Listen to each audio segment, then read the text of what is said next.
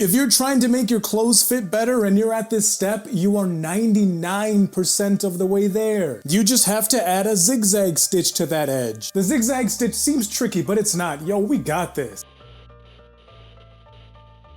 I'm SD, and if you're new, I show guys like you how to tailor their own clothes at home. So if that sounds like your jam, be sure to click that subscribe button down below. But wait. What is a zigzag stitch? Well, when you tailor your clothes, you put a new straight stitch on there, which quite frankly is just way more flattering than that original straight stitch that came on your garment. You cut off that old stitch and all that extra fabric, but that presents sort of a big problem. All that cutting you just did, that's called a raw edge, and it's gonna fray on us, and we don't want that, at all. So we gotta do something about that. So we use a zigzag stitch, which is similar to a straight stitch, sorta. Because like a straight stitch, yes, your garment will move forward and it will travel forward as you sew along, but that needle, not only does it go forward, it travels from side to side as it goes along, making, I'll give you one guess as to what kind of shape it makes. I'll give you one guess, a parallelogram. That back and forth, side to side motion is what's used to seal off that edge. Or you can use it to take in the side seams of a sweater or an athletic workout shirt too.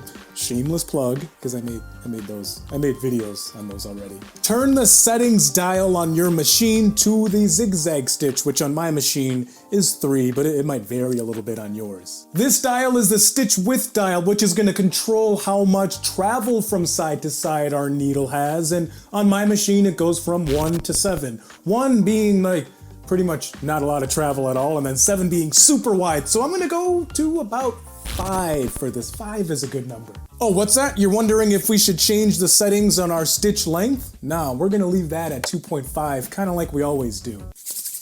Ooh, let's have at it. See how where I cut everything off this raw edge on both sides there? See how it's kind of unraveling and unfolding on us?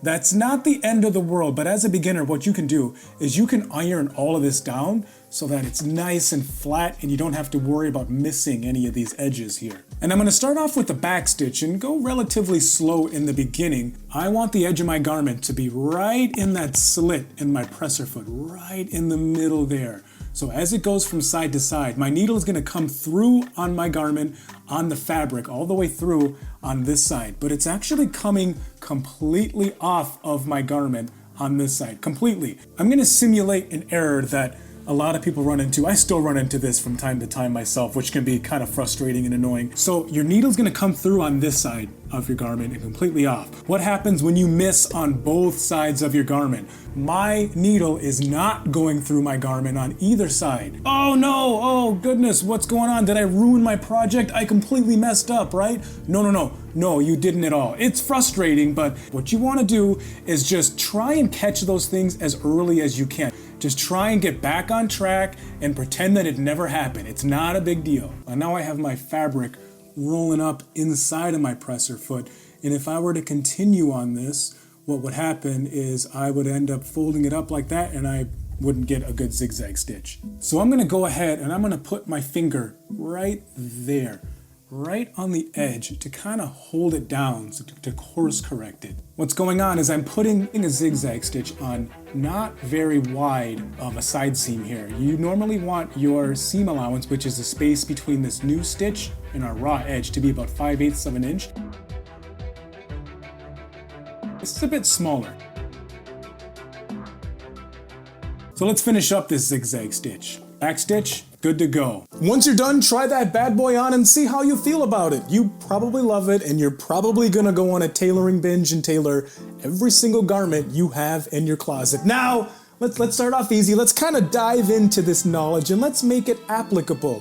I'm gonna start you off easy. Let's go tailor one of our t-shirts, shall we? I'll see you on the other side. SD out. See ya.